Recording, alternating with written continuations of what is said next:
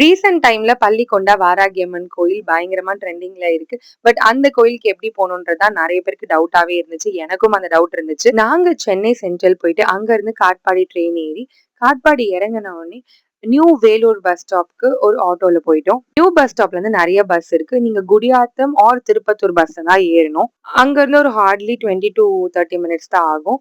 அங்க வந்துட்டு டோல்கேட்க்கு முன்னாடியே ஒரு ஸ்டாப்பிங் வரும். அந்த இடத்துல இறங்குனீங்கன்னா அங்க இருந்து ஒரு 5 to 6 மினிட்ஸ் வாக் தான் கோயிலுக்கு. இந்த கோயில ரொம்பவே சூப்பரா கன்ஸ்ட்ரக்ஷன் பண்ணிருக்காங்க. இந்த கோயில் கருவறையில இருக்க வாராகி அம்மன் சிலைக்கு நம்ம கையாலே நம்ம அபிஷேகம் பண்ணலாம்.